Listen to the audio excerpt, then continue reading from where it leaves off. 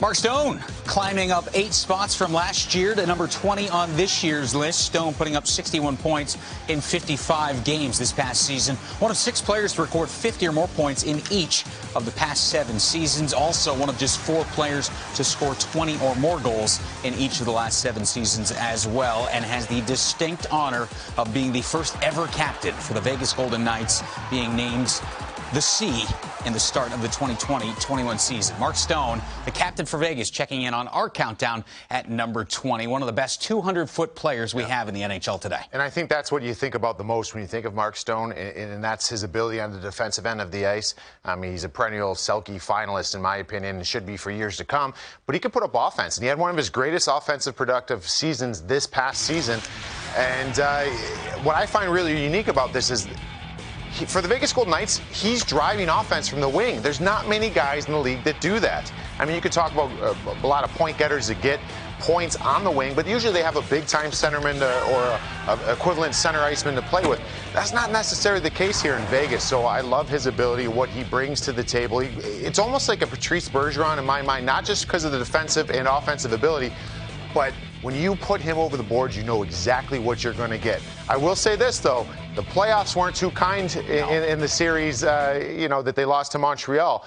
But I think that would have just propelled him even higher on this list. But this shows how good of a player this guy is, well-deserving of that C. Good in the offensive zone, great in the defensive zone, and it really dominates the neutral zone. You think back to a guy like Pavel Datsyuk, that if you're going one way, just the puck is stolen. Does he show any signs of comparison to like a Datsyuk as far as just taking the puck off your stick? He's great at that, it seems like. He's good at picking pucks out of the air, lifting sticks, and he competes. And I think that's the biggest thing. In hockey, you need to get the puck back, and there's different ways of getting the puck back. You can get it back on the forecheck, put the puck behind the defenseman and hit them. Mark Stone is willing to do that, but he's more...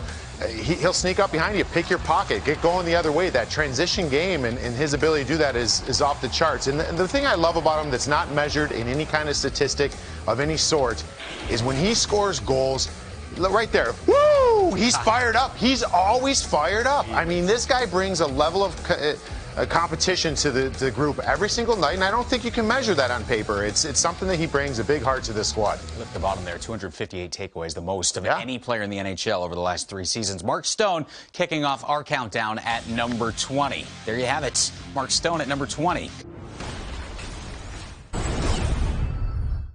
Patrice Bergeron checking in at number 19. Bergeron coming off a season, put up 48 points in 54 games for the Boston Bruins.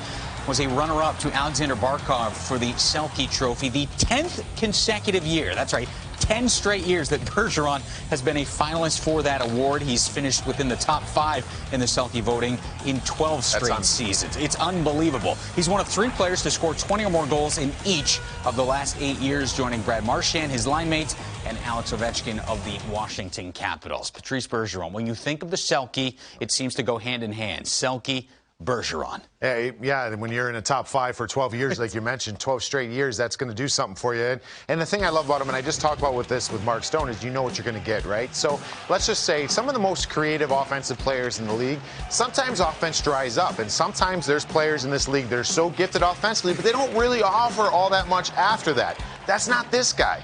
This guy can go into he doesn't do it, but he can go into the soup here for a little bit and have 10 games, no points, but he's still helping his team win. Why? Key faceoffs, penalty killer. He's just able to neutralize the other team's best players. I mean, this is what Patrice Bergeron brings to the table.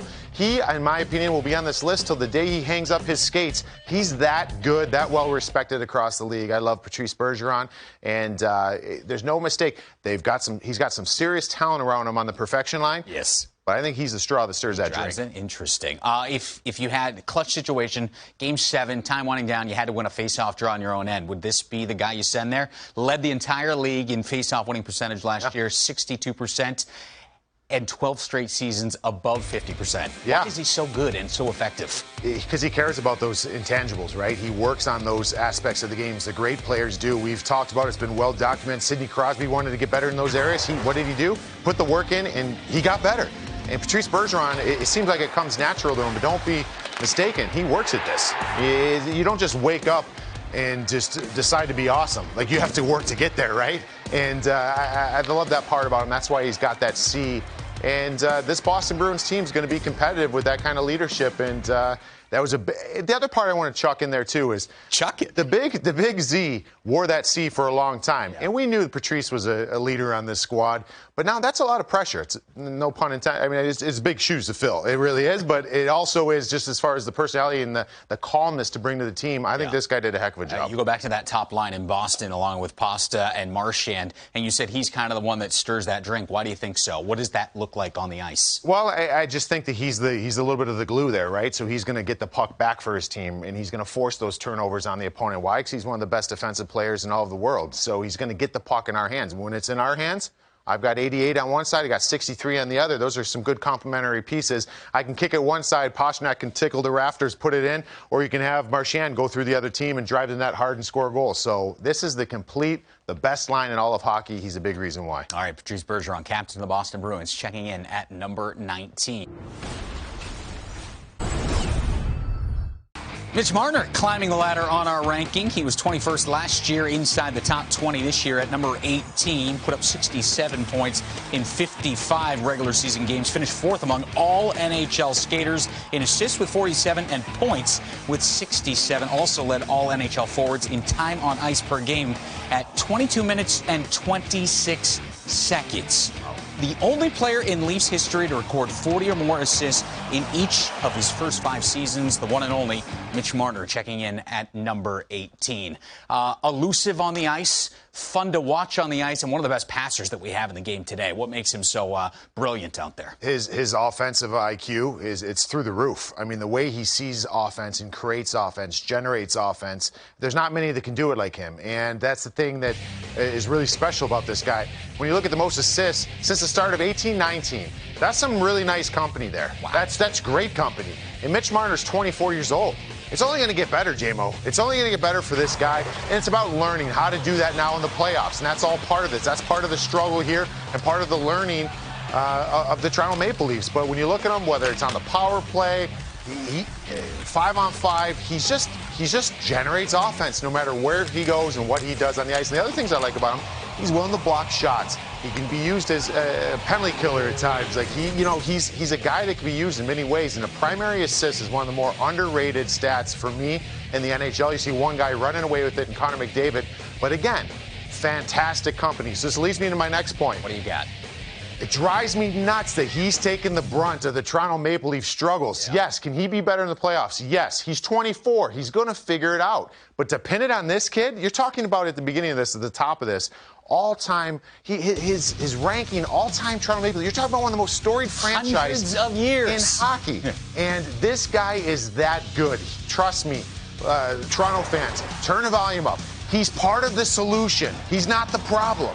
All right, it's about figuring it out in other places. And yes, can he be better? Yeah, because he set the bar really high in the regular season. I'd like to see him get over a point a game in the playoffs, which he kind of has struggled to do, but the team has struggled. So this guy is a huge piece moving forward. Austin Matthews, gigantic, but this guy is just as important to the Leafs organization. Why do you think he's such a lightning rod? Just because it's that city and they have to Someone's got to be. Someone's got to be. And they're not doing it to Austin Matthews, right? Yeah. No, and you know, in Austin doesn't deserve that, and he had a great season. Yeah. But if Austin didn't, or Austin was having trouble, he'd probably get that as well. Just these guys are so special, and I think what comes with it is it's the pay, right? When you start talking about all that stuff. But Matt Sundin is known and viewed as being one of the best, probably arguably the best Leaf of all time. Royalty. Top 3 of that, right?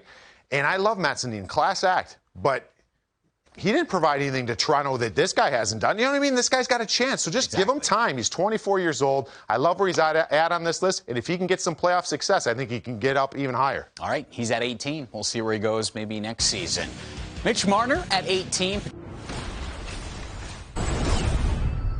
The grade 8, Alex Ovechkin, one of the greatest goal scorers of all time. And a couple of years ago, who would have thought that we'd be talking about Ovi potentially breaking Wayne Gretzky's all-time mark? And I think he's going to do it. I really, really do. I think this guy's going to keep playing. He has showing no signs of slowing down. I think Ovi goes for that. He gets that record. And I'm going to say it here, and all of you New York Islander Bossy fans could let me know, all the Wayne Gretzky fans out there, I will say even today, this guy's the best pure goal scorer our game has ever seen. And sorry, Brett Hull, I love you, man. Hully, There's some great goal scorers out there over the years, but this guy he's different. And he can beat a goalie outright a lot, just like all those other guys. You don't score that many goals not being able to do that. But Ovi, this is going to be a special run these next couple of years. All right. It's coming hard. But a lot of times when you see it, and you see it in slow-mo, it doesn't have the normal rotation, right? Like sometimes it's fluttering. It's going end over end. And it's almost like in baseball, it almost has a break to it at times. So sometimes when Ovi misses it, it's still coming at a good clip, but it's dipping, it's dropping. Anything that his mechanics are showing you, the shot is actually something different. And I think that's what makes it. He's very unpredictable. You know it's coming from there. So that's very predictable. Right. The shot's coming from the Ovi office. But when you slide over there, you might be thinking, oh, he's going to go short side high, and this thing's fluttering far side. Yep. He's so good at just getting the puck on net and getting it on net quickly. It usually turns into a goal. One of the best to ever do it, and showing no signs of slowing down. Ovi cracking our top 50. Mikko Rantanen making a big jump on our list this year. He was ranked 24th a year ago, jumping all the way up to number 16 this year. Rantanen's 30 goals this past season, 5th in the NHL. 2 separate goal streaks of at least 5 games. He had a 6-gamer as well as a 5-gamer, and this guy gets it done. Not only regular season, but how about his playoff performance? 52 points in 43 career NHL postseason games. He had points in 9 of 10 playoff games this past year to go along with a 4-game goal streak. So good in the regular season, really good in the playoffs, and a big part of that really good top line out in Colorado. Yeah, and that goes a long way with me, because a lot of times when we see these players come playoff time, it takes a little while to get to that point per game average, right? They might be over a point a game in the regular season, but come playoff time, it's a little different.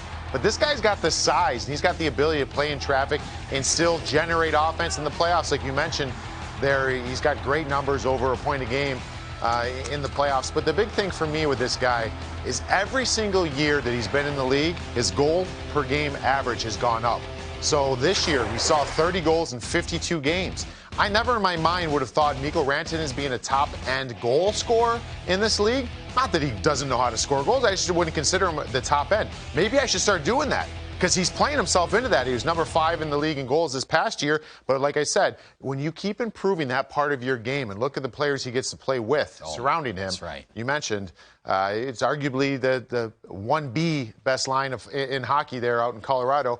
I don't know. I don't think we've seen the ceiling on him. So if that's the case, he's got a lot of room for improvement on this list. Maybe an unsung hero on that line, because like you said, Rantanen, he doesn't get maybe the same talk as a McKinnon or the captain, Gabe Landeskog. Yet how important is he to the overall movements and success of that top line? He's got that smoothness. So you've got Nathan McKinnon, who's just electrifying, right? We know what that is. The stick handling, pop, pop, pop, pop, pop, pop, pop, stick handling down the ice, feet are going. He's a violent skater. Then you've got Gabe Landeskog. He's a little more heavy. He plays in traffic. He's got that C. He can go right through you, but he's also got the skill to go around you. You've got Rantanen, who's got more size than both of them, but he's got this ability to kind of float. There's this grace to him, where I feel like sometimes he's really moving, but because of his size and because of his long legs, maybe it doesn't look like he's moving that quick, and that provides some deception. And when you provide that deception, and with the skill he has and the skill to distribute the puck on a line with his line mates, that's a recipe for success. It really is. And it's a big reason why he's jumped up 8 spots from last year to where he ranks this year at number 16.